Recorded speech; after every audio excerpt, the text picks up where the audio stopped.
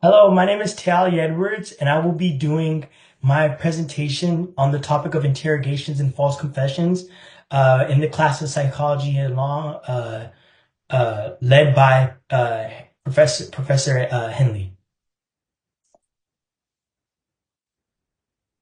So here are my three main topics.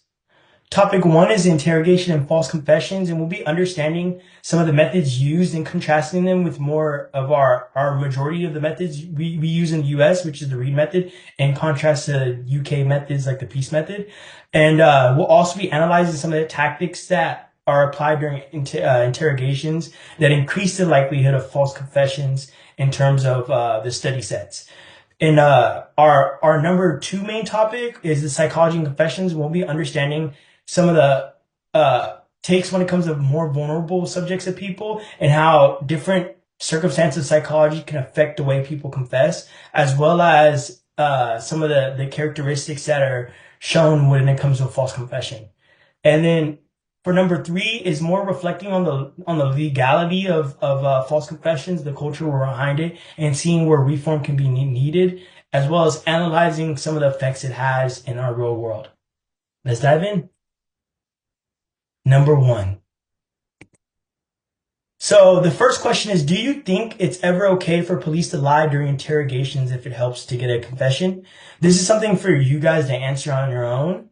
Uh, Me personally, of course, I don't know how much I can dive into my own opinion, but I don't think it's okay to lie. And I think there is a procedure that they should go over when it comes, especially in the seeking more ethicality into interrogation methods, because we are deserving for ethical and fair environment when it comes to even places like these, regardless if you're a suspect or not, because you never know the circumstances. So the Reed method. The Reed method is more focused on accusation. So it's you're guilty, tell me yourself. So they're trying to accuse people and then get people to lead to an accusation rather than getting to as much information needed in order to further the case and further the evidence on the case. So of course when you have takes like these, they're already assuming who they're interrogating or the people they're interrogating, they're already accusing them and assuming them as guilty, and that places someone in a total different scenario. But we have the Peace method, which focuses much more on gathering information. It's more open discussion oriented, and it's a lot of more fact shown. And instead of placing people on accusations, they're just trying to gather as much information by bringing people in, so that way they can have a stronger case and see where they can further investigate to get the true result or the truth. So here's the study that was done. So they found out that Reed method is 9 times higher for false confession in comparison to the Peace model that's used in the UK. So there's been studies shown that Peace model, this more information heavy open discussion model, is much more ethical, and it leads to much it leads to much less false interrogations. But when you have the Reed method is used in the majority of the US. So we're not adopting these more information heavy methods. Instead, we're still focused and driven off of these accusations and assuming people are guilty when we have these interrogations, as Reed method is the majority of our interrogations used. So false confession rates by tactics. So when there was a study, they did a study set, and they found that when they introduced bluff tactic, there was a 65% of rate when it came to false confessions. And when they introduced false evidence within the study done, there was there was 59% of false confession. I believe this study that was done, I did studies that yielded different similar results, was with the typing where they introduced it. But it's very light. It induces a curiosity that kind of shows you how much once you introduce these tactics, how much false confessions can have a higher likelihood of occurring. So kind of wrapping up the first part of interrogations and false confessions, the first section. Interrog we now when we see now that interrogation tactics definitely affect the validity when it comes to a confession. So when you take these more aggressive methods, it's studies shown, at least when we talked about in our above slides, that it increases in a noticeable amount of false confessions, especially when you use tactics, as done in the study. And when we're analyzing specifically the read tactic, focusing more on getting these confessions, uh, of course, there's just coming back to what I was saying. It just overall increases the likelihood of false confessions, especially, which we'll dive into a little bit more when it comes to more vulnerable suspects or a vulnerable set of people. Number two, I kind of like that give. I thought it was pretty funny. Psychology and confessions. So, question for this section. Have you ever felt pressure to admit something you didn't do? What influenced your decision in that situation? Three main reasons why people confess are compliance.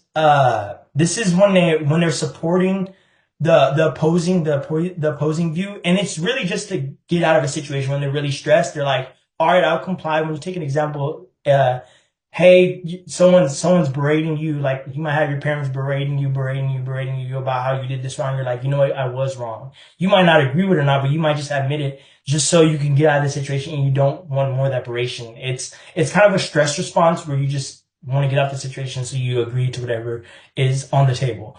Another main reason is internalization. This is when you're hearing these accusations and you start to establish a belief that you could have did it just for the sake of the case. So it could be someone yelling at you like, "Hey, you hurt this person," and you really feel bad for that person, and you might have not noticed it or you might not have been fully aware. So you just start to internalize it yourself as if you did, and you feel guilty about it, even though you might have not had a part in it. And confabulation, which is more, I would say, the strongest one, is where you just create false memories altogether. This is when so much information comes, you start to not even understand the situation at hand, and you build false memories that support whatever ideology that accusation or the guilty suspect uh, uh, ideology is being placed on you. So you just confabulate, and you fall into that. You fall into it naturally just from your own memories, faking scenarios. Taking a look at study, the fun facts. So children are 3 times more likely to falsely confess compared to adults. So we definitely see how age definitely affects the way the amount and likelihood when it comes to false confessions. And increased suggestibility is also linked to false confessions, and that's mainly the main reason why the age difference matters so much, because children have more suggestibility than adults, so they're more likely to conform to whatever they're being accused of. And we found through a study of false confession cases that majority of false confessions came from suspects who weren't adults or mentally impaired or involved in coercion. So we noticed that with the majority of these cases, it wasn't a normal set of subjects. More or less, it was a vulnerable set of subjects, whether they be mentally disabled, children, or they were coerced into saying so. They weren't, not majority of the time, at least in this study set, it wasn't the case where it was just normal people falsely confessing. So this is just the studies that were the data, or the data set that supports what I was studying below. If you see right here. So we see the suggestibility increase when it comes to we see false confession rates increase when it comes to the increase of suggestibility as well. And we also see how children account for the majority of when it comes to likelihood of false confessions in comparison to adults.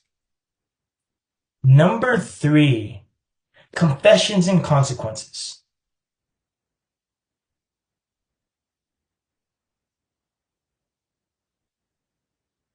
How would you feel if someone you knew was wrongly convicted on a false confession?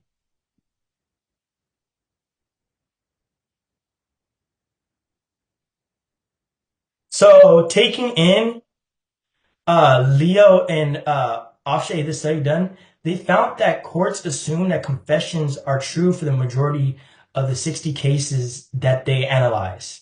So what we kind of see is a high linkage to courts taking in confessions without really seeing the whole full background, which I feel is definitely a more dangerous scenario, because they're not taking in other evidence into account. They kind of create golden viewpoint when it comes to confessions, and that makes a big issue because when you have false confessions, then they're not really challenged as much as they should be.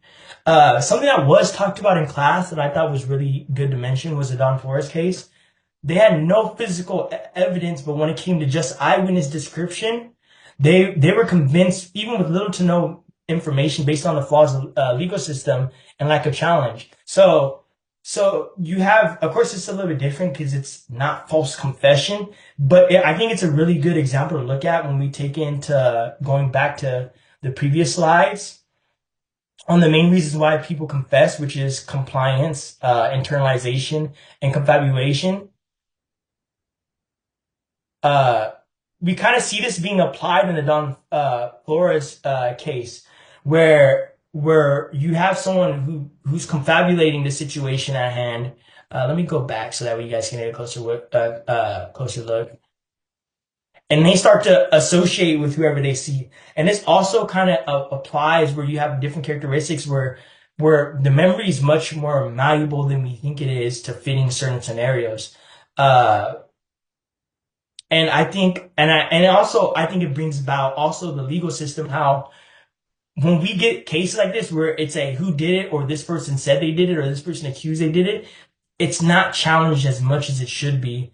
And there's so many, and that brings about so many flaws where we can have so much more false, wrong convictions for people, which I personally don't think is fair.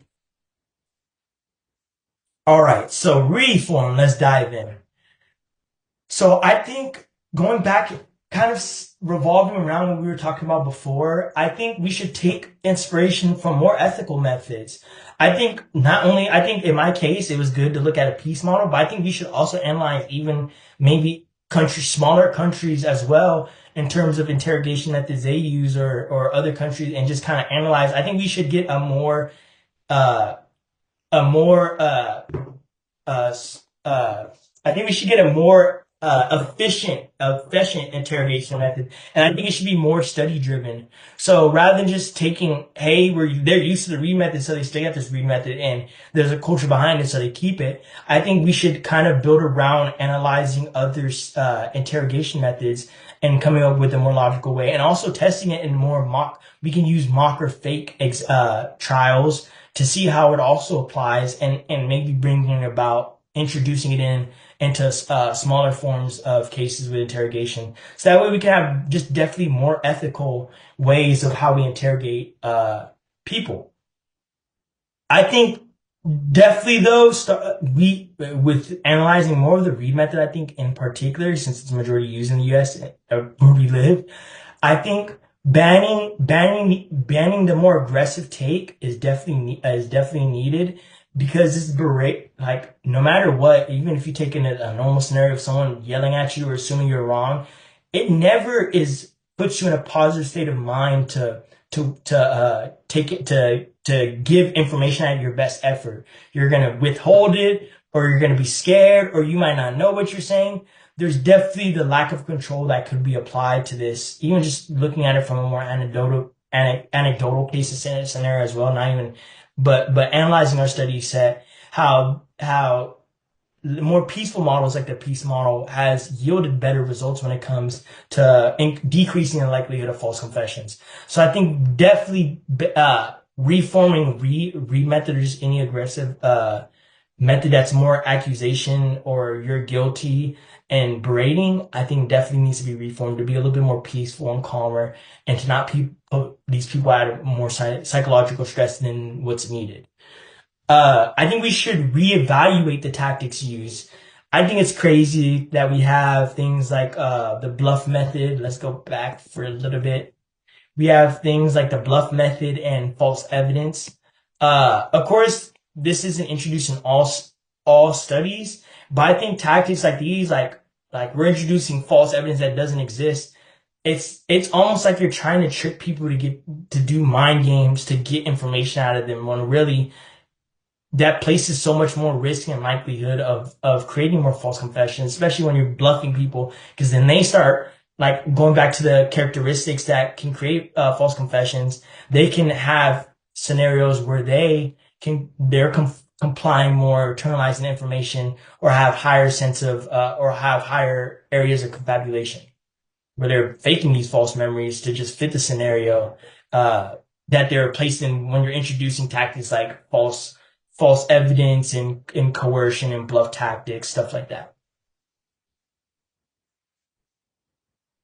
So diving in conclusion, false confessions are real and they're not rare. The procedure by how we interrogate and assess suspects can definitely have a negative effect on the outcome of our confessions. And research has proven time and time how easily the truth can be distorted given circumstances, putting vulnerable people at risk. And reform is a necessity and it's long overdue. I know I'm kind of reading off, but I'm gonna come back to it.